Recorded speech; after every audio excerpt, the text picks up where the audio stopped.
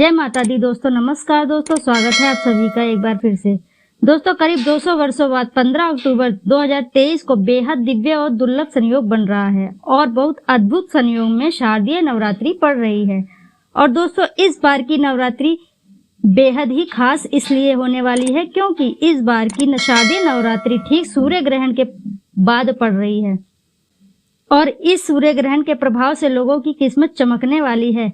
दोस्तों इस बार की नवरात्रि का यह महापर्व बहुत ही शुभ और मंगलकारी माना जा रहा है क्योंकि इस बार माँ दुर्गा हाथी पर सवार होकर पृथ्वी लोक में पधारेंगी, भक्तों की पीड़ा दूर करेंगी। दोस्तों यदि आप नवरात्रि शुरू होने से पहले घर के मंदिर में ये 5 चीजें ले आते हैं तो आपकी सभी दुख तकलीफों का नाश हो जाएगा और आपका घर धन धान्य से भर जाएगा और आपकी कैसी भी मनोकामना हो वह तुरंत ही पूरी हो जाएगी। और दोस्तों इन चीजों को घर के मंदिर में लाने पर घर की नकारात्मकता दूर हो जाती है और माँ दुर्गा आपके घर में वास करने आती हैं। आखिर वे कौन सी चीजें हैं जो आपके इस नवरात्रि को शुरू होने से पहले घर के मंदिर के लिए ले आनी चाहिए, आज हम आपको विस्तार से बताएंगे, इसलिए वीडियो को आखिर तक जरूर देखिएगा। दोस्तों यदि आप भी अपने जीवन में माता रानी की कृपा पाना चाहते हैं तो वीडियो को लाइक करके कमेंट में जय माता दी लिखना ना भूलें और साथ ही चैनल को सब्सक्राइब जरूर कर लीजिएगा।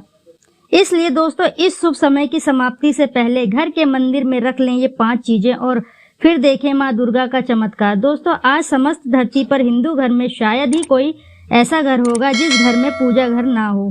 दोस्तों पूजा घर वह स्थान होता है जहाँ से घर में पवित्र ऊर्जा का संचार होता है और घर में सुख शांति आती है और घर से सभी बुरी शक्तियों का नाश होता है। इसलिए आपका पूजा घर वास्तुशास्त्र के अनुसार ऐसा होना चाहिए जो आपके घर में सकारात्मक ऊर्जा का संचार बेहतर तरीके से करता है। दोस्तों आपने देखा होगा हम पूजा घर में भगवान की मूर्ति रखते हैं जिसकी वजह से घर की तरक्की की बजाय नुकसान हो जाता है। दोस्तों अक्सर लोगों को गलतफहमी हो जाती है। कुछ लोग होते हैं ऐसे जो घर के मंदिर को नजरअंदाज करते हैं और घर में रखी चीजों को जहाँ पर रखना चाहिए वहाँ पर नहीं रख पाते हैं। दोस्तों घर में 5 चीजों का रखना बहुत होता है अशुभ, धन का हो जाता है नाश, माँ लक्ष्मी ऐसे घर का कर देती हैं त्याग। और इसी के साथ इस वीडियो में हम जानेंगे कि उन 3 विशेष चीजों के बारे में जिनका पूजा घर में होना बेहद ही आवश्यक है। यदि घर में सुख समृद्धि और धन की कामना करते हैं तो ये 3 चीजें पूजा घर में होनी जरूरी चाहिए।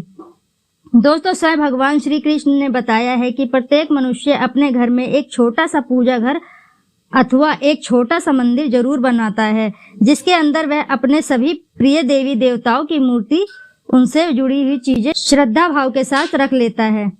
वह अपने मंदिरों में देवी देवताओं की तस्वीरें, पूजा पाठ का सामान इत्यादि चीजों को भी रख देते हैं। दोस्तों किन्हीं चीजों का मंदिर में रखना होता है बेहद जरूरी, पर किन्हीं चीजों को रखना उतना ही बेहद अमंगल तथा अशुभ माना जाता है। दोस्तों आइए अब जानते हैं उन वस्तुओं के बारे में जो आपके पूजा घर में जरूरी होनी चाहिए। इन चीजों की घर में होने से होती है धन की वर्षा, माँ लक्ष्मी करती हैं ऐसे घर में स्थायी रूप से वास। तो दोस्तों पहली चीज है गंगा जल। हमारे शास्त्रों में गंगा जल को अत्यंत पवित्र माना गया है, इसीलिए पूजा घर में गंगा जल का अत्यंत आवश्यक है। गंगा नदी में सभी पापों को नष्ट करने वाली तथा सभी व्याधियों का नाश करने वाली है। इसीलिए यदि आपके पूजा घर में आइए दोस्तों जानते हैं नवरात्रि में क्या नहीं खाना चाहिए और कौन सा फल खाना आवश्यक है और क्या नहीं पीना चाहिए, आज हम विस्तार से आपको बताएंगे। दोस्तों शास्त्रों में बताए गए व्रत चाहे किसी भी प्रकार का क्यों ना हो, उनसे जुड़े नियम का पालन करना बेहद जरूरी माना जाता है। थोड़ा सा संघर्ष तपस्या करनी पड़ती है, इसलिए ऐसी मान्यता है कि व्रत पूर्ण विधि विधान से व्रत किया जाना चाहिए, तब आपको पूर्ण फल प्राप्त होता है। आपकी सभी मनोकामना शीघ्र पूर्ण हो जाती है। इसीलिए हमारे शास्त्र कहते हैं यदि सच्चे दिल से अगर आपके मन में यदि ईश्वर के प्रति श्रद्धा हो तो बिना पूजा पाठ किए सारा फल मिल जाता है। यदि मन में ईश्वर के प्रति शंका हो तो उस मनुष्य को कई जन्मों तक सुख नहीं मिलता है। भगवत गीता में भगवान श्री कृष्ण ने स्वयं कहा था, जो मनुष्य सच्चे हृदय से ईश्वर को पुकारता है तो उसका नाता उस शक्ति से जुड़ जाता है जिसे आपने सच्चे हृदय से पुकारा था। इसीलिए भगवान श्री कृष्ण यही कहते हैं कि सच्चे हृदय से ईश्वर को पुकारे तो वो आपके प्रत्येक मनोकामना पूर्ण करते हैं। कई लोग ऐसे हैं जो भगवान के सामने कई घंटों तक पूजा पाठ करते हैं और रोते हैं, फिर भी भगवान उनकी नहीं सुनते हैं, तो भला वह आपकी कैसे सुनेंगे। दरअसल जब आपने सच्चे दिल से ईश्वर को पुकारते ही नहीं हैं, तो भला वह आपकी कैसे सुनेंगे। दोस्तों, यह थी भगवान और भक्तों के आपस के बीच की बातें थी। आइए जानते हैं कि नवरात्रि में किस प्रकार की चीजें खानी चाहिए और किस चीज का सेवन नहीं करना चाहिए, क्या नहीं पीना चाहिए और कौन सा फल खाने से व्रत संपूर्ण और सफल हो जाता है। परंतु उससे पहले दोस्तों, यदि आप चाहते हैं माता रानी की कृपा आपके ऊपर सदैव बनी रहे, तो वीडियो को लाइक करके साथ ही चैनल को सब्सक्राइब जरूर कर लीजिएगा। दोस्तों में शेयर कर दें और कमेंट में जय माता दी लिखना ना भूलें। तो आइए अब जानते हैं दोस्तों, नवरात्रि के दिन सेब अवश्य ही खाना चाहिए। ये शास्त्रों में वर्णित है कि भगवान के भोग में सेब आदि जरूर अर्पित करें, और यदि आपका व्रत हो तो आपको सेब को जरूर खाना चाहिए। केला, पपीता, तरबूज और मीठे अंगूर जरूर खाने चाहिए। इन फलों से व्रतधारी को शक्ति मिलती है। शास्त्रों में बताया गया है कि नवरात्रि के दिनों में सीताफल का सेवन अवश्य ही करना चाहिए। सीताफल के सेवन से 10 ऐसी बीमारियां हैं जो खत्म हो जाती है। मान्यता है कि नवरात्रि के दिनों में सीताफल का घर में प्रवेश बहुत ही शुभ होता है। सीताफल खाने से नवरात्रि का व्रत सफल हो जाता है, क्योंकि इसमें माता सीता का आशीर्वाद मिला हुआ होता है। नवरात्रि के दौरान इसे जो भी ग्रहण करता है उसे दुखों का सामना नहीं करना पड़ता है। सीताफल आपको जरूर खाना चाहिए। दोस्तों, नवरात्रि में व्रतधारी को डब्बा बंद लस्सी, डिब्बा बंद जूस नहीं पीना चाहिए। उसमें कई तरह के केमिकल मिले होते हैं, जिसके कारण आपका व्रत टूट सकता है। जब भी आप फलों का जूस पिएं, ध्यान रहे कि उसमें नमक ना मिलाएं, नहीं तो व्रत टूट जाएगा। इसी के साथ जूस में बर्फ भी नहीं डालें।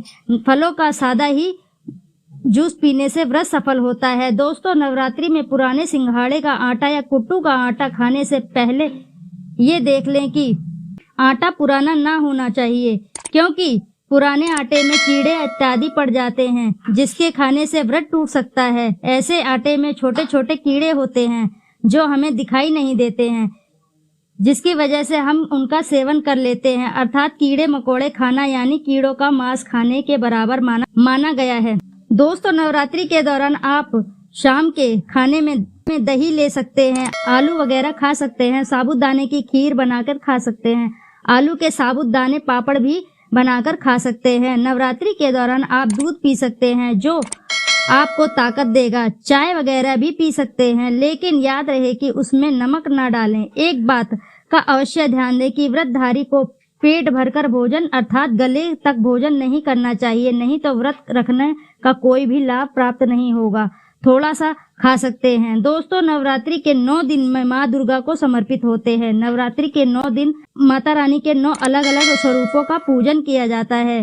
दोस्तों, ये थी कुछ चीजें जो आपको व्रत के दौरान नहीं खाना है। तो दोस्तों, जानकारी यदि पसंद आई हो तो वीडियो को लाइक कर दे, चैनल को सब्सक्राइब कर ले और एक बार अपनी सच्ची श्रद्धा से कमेंट में जरूर लिख दे जय माता दी।